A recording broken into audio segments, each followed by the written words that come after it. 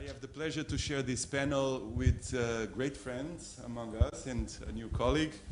On my right side, Anke Eilers, presiding judge of Cologne Court of Appeal and recently elected president of the Consultative Council of European Judges, an extremely important body of the Council of Europe. Then on my extreme right, which does not identify with the person himself, András Saio, currently professor at the Central European University, former judge and vice president of the European Court of Human Rights. I had the pleasure of sitting in two sections with President András Saio, Section 2 and Section 4, during our mandates. He has also recently published an extremely important book, Ruling by Cheating, Cambridge, and this was published this year. And on my left, my dear friend, Francesco Vigano, professor at Bocconi University in Milan, but also judge at the Constitutional Court of Italy, and I would say the best criminal lawyer in Italy, founder of Diritto Penale Contemporaneo, which was really a breakthrough in terms of European legal doctrine in the field of criminal law. We should have with us Yves Ekers, professor of Ghent University, but due to health reasons he could not join us. We wish him the best and a quick recovery. I am here in a double capacity as a moderator, but also as a speaker. This was agreed with the organization. And I'm going to present briefly to you a short description of the case law and the problems arising from the case law of the European Court of Human Rights on judicial independence. I should say that this text was prepared by me and Dr. Alexandre Oliveira, judge and professor at Centro de Estudos Judiciários.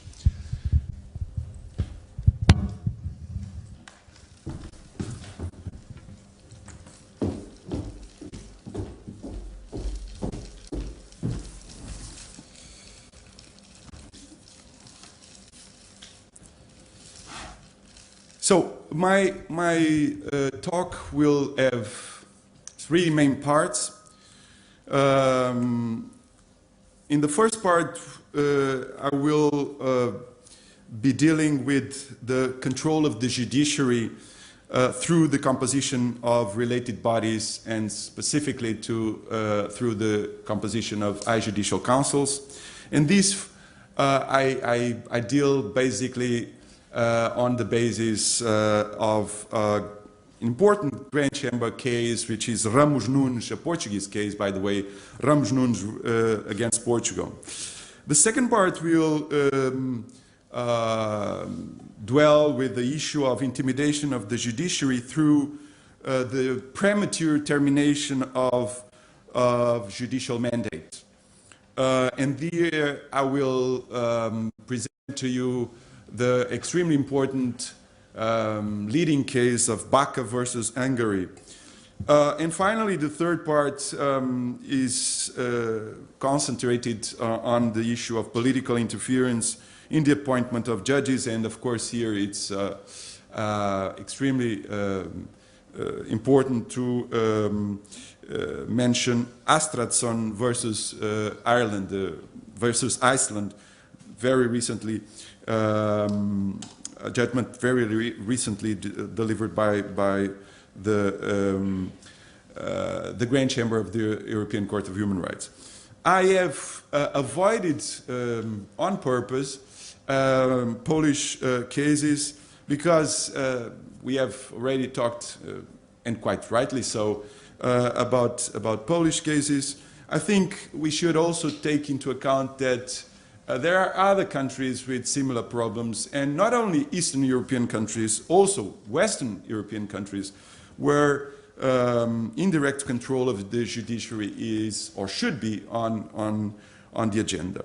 And of course, the rule of law and the damage caused to the rule of law in these countries is equally important, be it in Eastern Europe or Western Europe.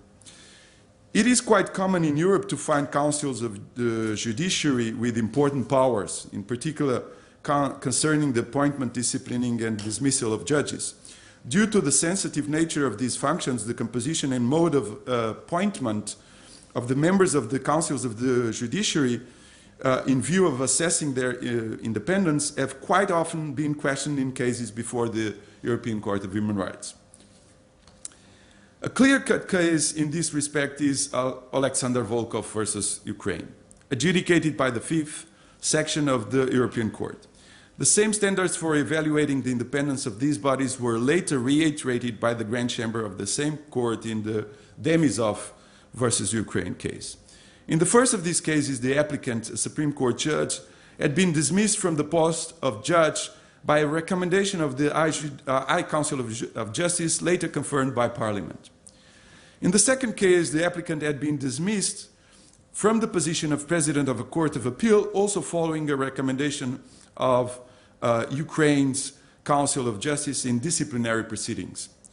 While evaluating if the Ukraine's High Council could be considered as an independent and impartial tribunal under Article 6 of the Convention, the European Court found very serious structural deficiencies in the composition, modes of appointment, and administrative and financial workings of that institutional agency. Where the deficiencies concerned the composition of the High Council, the European Court underlined the small minority of judges represented in the High Council, in contrast with half of the High Council being composed of members directly originating from the political or prosecution authorities. In particular, of a total of 20 members, in addition to the Minister of Justice and the Prosecutor General being ex officio members, 6 members were chosen by Parliament and by the President of the Republic, 3 each, and 2 were chosen by the All-Ukrainian Conference of Prosecutors. Only 3 members were chosen by judges, in addition to the President of the Supreme Court being an ex officio member. But as further appointed in Alexander Volkov, even if half of the members of the High Council were to be judges, that fact alone would not be enough to guarantee the independence and impartiality of that body. On this point, the European Court stressed the importance of judges being appointed by their peers and not by external powers. The European Court further noted that the weighty presence of elements originating from prosecution authorities was a manifest vulnerability of the High Council in view of the functional role of prosecutors in domestic judicial proceedings, namely where criminal investigations are concerned. Indeed, making the authorities responsible for criminal investigations part of a body where the disciplining of judges is an important part of the job might not be such a good idea.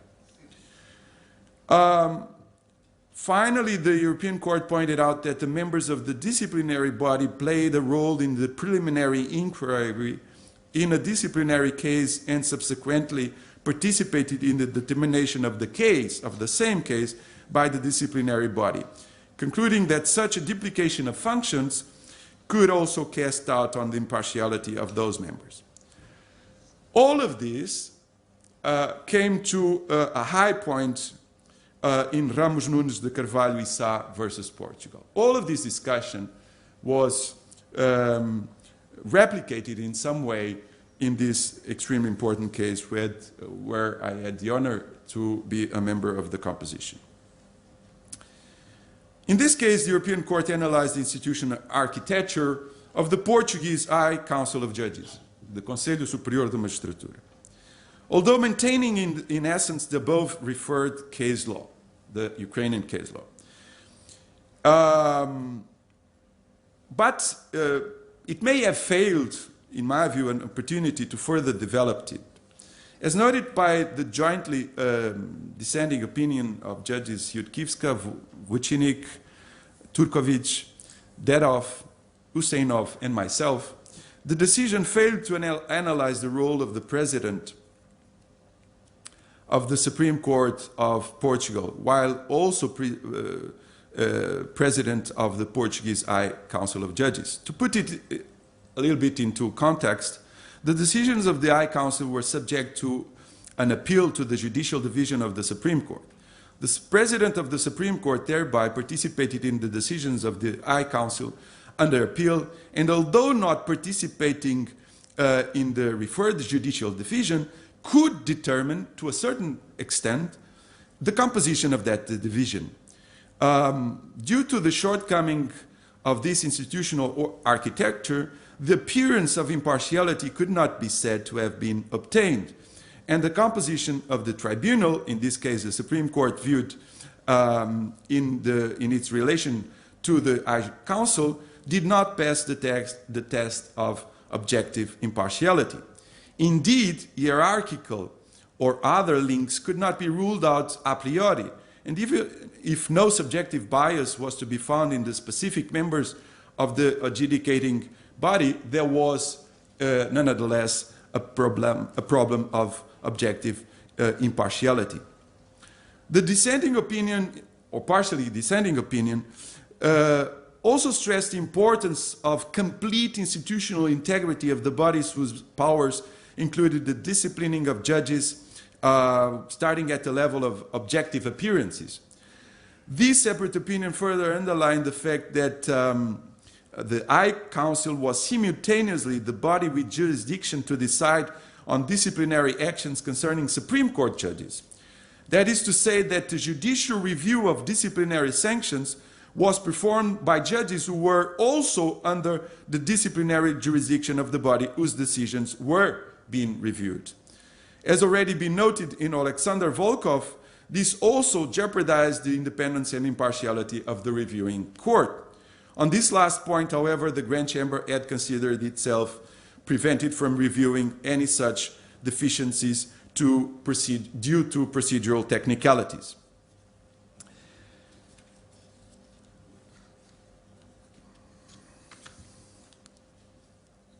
Let me now turn to the second part, which will address the issue of intimidation of the judiciary through the premature termination of a judicial mandate. Most interesting here is the case Baca versus Hungary, adjudicated by the Grand Chamber of the Court. This case essentially revolved around the premature termination on the 1st of January 2012 of Mr. Baca's mandate as President of the Supreme Court of Hungary and as President of the National Council of Justice. Albeit this central fact, we would like to underline the context in which this occurred due to its importance.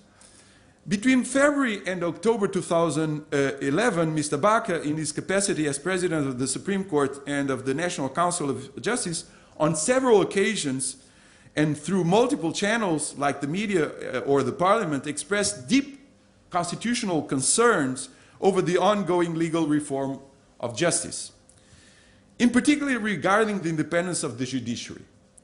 Some of these concerns related to the provisions on the bill on the fundamental law of Hungary, the new constitution, the so-called new fundamental law, that targeted the judiciary. Under Mr. Baca's scrutiny was also a proposal to reduce the mandatory retirement of judges from 70 years to the general retirement age of 62. No less important were his concerns regarding the abolishment of the National Council of Justice and its replacement by a National Judicial Council and a National Judicial Office, the latter having unprecedented powers, and I'm quoting Mr. Baca, with no adequate accountability, powers to appoint judges and court executives, to issue normative orders and to designate a specific court in a given case. In addition, in August 2011, Mr. Baca challenged a bill on the amendment of certain legislative acts, including the Code of Criminal Procedure, before the Constitutional Court. Subsequently, in December 2011, the Constitutional Court declared the unconstitutionality of the impugned provisions and quashed them, notably a provision concerning the attorneys general right to establish the competence of a court by derogation from the default statutory rules. By the way, we have a more or less similar provision in our own criminal procedure code. Against this background, in November 2011, Hungary introduced the transitional provisions of the fundamental law to take effect on the 1st January 2012.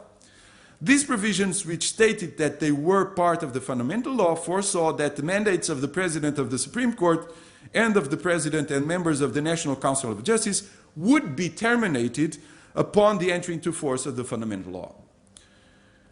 As an effect of the entry into force of these reforms, Mr. Baca's mandate as President of the Supreme Court terminated on the 1st of January 2012, 3.5 years before the expected date of expiry. He remained, nonetheless, in office as President of a civil law division of the Curia, the new Curia. In this specific context, Mr. Baca, a former judge of the European Court of Human Rights, complained before the court, the Strasbourg Court, that he had been denied access to a tribunal to defend his rights in relation to his premature dismissal as President of the Supreme Court, the former Supreme Court. He contended that his dismissal was the result of ad hominem legislation at constitutional level, thereby depriving him of any possibility of seeking judicial review, even by a constitutional court. In addition, he argued that the termination of his mandate as President of the Hungarian Supreme Court had been caused by the expression of his own opinion on the legislative reforms and therefore constituted a serious and completely unjustified interference with his freedom of expression as judge. In spite of the Hungarian government's allegations, in particular that the case was not a human rights case, for it involved neither civil rights or obligations under Article 6 of the Convention, nor a criminal charge against the applicant, the court, after carefully going through the Escalinen test to determine the existence of a civil right protected by Article 6, concluded that both claims on Article 6 and on Article 10 lodged by the applicant were grounded, and that violations of Article 6, right of access to court, and Article 10, freedom of expression, had occurred. It thereby ordered the respondent state to pay a sum of 100,000 euros to the applicant. Notwithstanding that final decision, it is interesting to pay notice to the opposing government's main allegations that the case dealt with problems of public law, and that therefore the preconditions that were necessary to trigger the right to a fair trial as foreseen in Article 6 were not met. Interestingly, on the other side of the barrack, if I may say so, we find a concurring opinion which stated, although concurring with the majority, that in their view, of the concurring judges, the court left too many things unsaid. First, the court did not say a word about the direct supraconstitutional effect of the Convention so as to override national provisions, including ones from the Hungarian Constitution. Not least, the court presumed its natural or legal competence, to use a German concept or a concept of the German doctrine, and acted as if it were the Constitutional Court of Europe, while not explicitly stating it. In the opinion of these concurring judges, these implicit assumptions that the court in fact used in its motivation should have been made explicit. Despite the clear ideological discontinuity between the Hungarian Constitution of 1949 and the new Constitution of 2012, they argued, the concurring judges, for its continuity in this specific issue, where the basic principles of the rule of law and the independence of the judiciary, including the irremovability of judges, were concerned, which were foreseen in both constitutions. This continuity necessarily entailed the unconstitutionality of the controversial constitutional provisions determining the end of the applicant's mandate as President of the Supreme Court. It followed then logically that in addition to the just satisfaction afforded to the applicant as holder of the right not to be arbitrarily sacked, the court should have left it clear that the controversial provisions terminating the applicant's mandate were ab initio null and void, and in consequence, Hungary could not but reinstate the applicant as President of the Supreme Court. This, of course, was left open by the majority. Now, let me turn to the third part of my intervention, the political interference in the appointment of judges. Indeed, pre-established objective criteria in the selection of judges, or in the wording of Article 6 of the Convention, a court established by law is an essential condition to form an independent and impartial adjudicating body in the first place. In this specific domain of the appointment of judges, the European Court has stated that the appointment of judges by the executive or the legislature is not a priori impeded by the European Convention, provided that, and the court states this, and I'm quoting, appointees are free from influence or pressure when carrying out their adjudicatory role. End of quote. This ambiguous criterion, however, may fail short of guaranteeing the essence of independence and may serve to forgive the unforgivable, as we have seen in recent case law. To stress this point, it will be interesting to look at the judgment of the European Court in Andri Astradsson versus Iceland. Also an extremely important statement of the court with regard to judicial independence. And by the way, a Grand Chamber case where I also had the pleasure to sit. In this recent case, the applicant who had been convicted of a low-level criminal offense claimed that the appointment of one of the judges of the new Court of Appeal, created on purpose by the government to renovate the mandates of the judges that had intervened at the appeal level, had breached the law. And as a consequence, the applicant's right to a tribunal established by law had not been safeguarded. This led to the court to scrutinize, the European Court, to scrutinize the appointment of the aforementioned judge to the newly created Court of Appeal. According to the pre-established legal procedure of the appointments to that court, the decision of the Minister of Justice was to be preceded by a list of the most qualified candidates authored by an independent, a so-called independent administrative body, the Evaluation Committee. Any divergence of the minister from that list would have to be duly justified before the respective parliament and needed its approval. So the divergence between the minister and the independent commission was to be submitted to parliament, to a vote in parliament. The Minister of Justice was therefore entitled to propose her own candidates to parliament, based on her own investigation of all the elements necessary to substantiate her divergence from the views of the Evaluation Committee, in accordance with her own views on administrative law. As stated by the separate opinion of Judges O'Leary, Ravarani, and Stadelmeier, she, the minister, consequently had to ensure that her own investigation and assessment were based on expert knowledge, objective knowledge, on a par with that of the Evaluation Committee, and that the instructions concerning the evaluation procedure, as set out under the applicable rules of administrative law, were taken into account in her assessment. End of quote.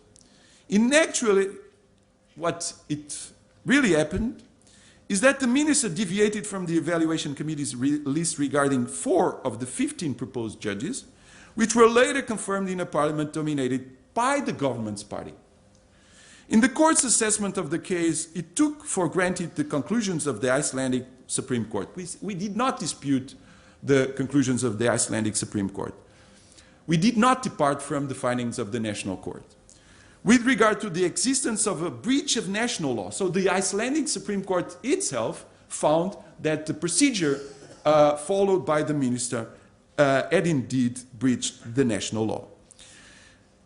concerning the appointment of these 4 judges, including of the judge in the main proceedings involving the applicant in this Astradson case.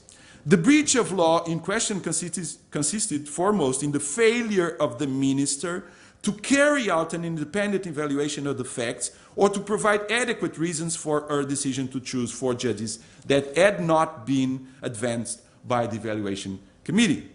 Surely she had invoked reasons, such as superior judicial experience of her preferred judges and gender balance, but these were visibly ungrounded reasons, for it was most apparent that these variables had not been applied to all the chosen judges, albeit permitting her to cherry-pick the appointed 4 in detriment of other 4. All this with the most uncomfortable background, and this is to be noted, the most uncomfortable background fact that the directly envisaged judge was the wife of a parliamentarian belonging to the same political party as the minister, who had given up the first place in the party's constituency list in Reykjavik in favor of that minister, immediately before the beginning of the judge selection process. So, to put it bluntly, political horse trading.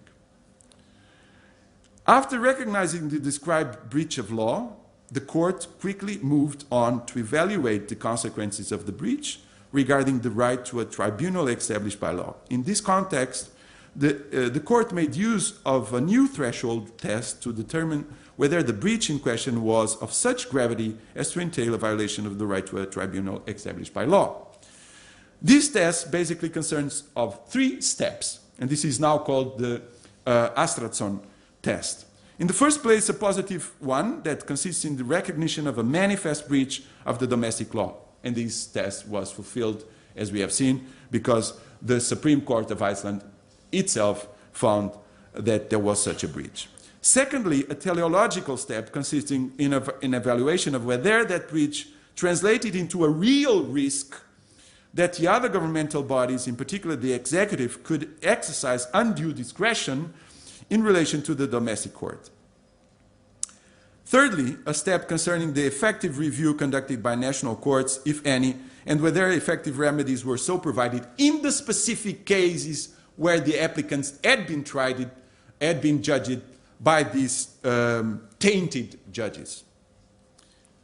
And here, of course, it's where the added value of this judgment lies in comparison with the judgment of the Icelandic Supreme Court. After verifying the 3 conditions of the test, the European Court concluded that there had been a violation of the right to tribunal established by law in the specific case of this applicant due to the fact that the appeal judge was tainted by the way he was nominated to that position. But the court came short of determining that proper legal consequences of such a violation should be drawn. And here is the weak point of this judgment, and here is the reason why I wrote separately. Indeed, instead of sustaining the reopening of the applicant's case and all similar cases, due to the simple absence of a tribunal established by law, adjudicating those cases, the court concluded that the mere finding of a violation should be regarded as just satisfaction by the applicant. As pointed out in my separate opinion, the consequences thereby sustained by the court, or better said, the lack of any actual consequences, made this judgment a mere paper tiger. One must admit that this kind of non-result begs the question on how decisions of a non-tribunal may subsist. The court finds that these decisions were delivered by a non-tribunal, and my question is, how can these decisions subsist in the legal order of Iceland? We should also ask if the results would be the same if instead of a low-level criminal case, like this one, a high-level, imagine a corruption case with a politician, would be at hand. At any rate, if decisions of a non-tribunal are to subsist in a legal order, who is expected to take that legal order seriously? That is my point. To sum up, we live at a turning point of history where the independence of the judiciary is being, in some European countries, repeatedly under attack. In particular, and presently, as known through the case law of the court, in Iceland, in Romania, in Hungary, in Poland. That does not mean that insufficiencies in the independence of the judiciary do not coexist in other countries. I have presented the example of Portugal itself. But it seems that in these countries, and according to the referred case law, the hostilities against the judiciary are less articulated, to put it mildly. The case law analyzed in this paper, and the paper, as you may have noticed, is longer than my presentation here today, but for the purposes of this conference, I decided to shorten it. The case law analyzed in this paper shows that the attacks on independence occur through the composition of bodies that relate to the judiciary, like the High Judicial Council, and special disciplinary bodies. These compositions, and in particular the presence of majorities that do not originate from the judiciary and are subject to political selection, indicate that those bodies serve as backdoors to the executive and the legislature, allowing these powers to influence important decisions on the judiciary, like appointments, dismissals, and disciplining of judges, with evident harm to their independence and impartiality. Furthermore, changes in the disciplinary regimes, the determination of specific powers to initiate criminal proceedings, and the opening up of the personal liability of judges, as we have seen, and we talked about that yesterday, together with the weakening of the defense rights in the disciplinary proceedings against judges, are also becoming a trend in order to pressure and control the judiciary. Hungary even went so far, and to the extent of enacting unconstitutional constitutional provisions to prematurely terminate the mandate of the then President of the Supreme Court, just like the European Court concluded, in order to silence his criticism of the undermining of the independence of the Hungarian judiciary. The European Court, and of course, not only the European Court in Strasbourg, but also the European Court in Luxembourg, are vital legal instruments to protect the independence of the judiciary against these legal manipulations, including ones enacted at the highest level due to their inherent primacy over national laws.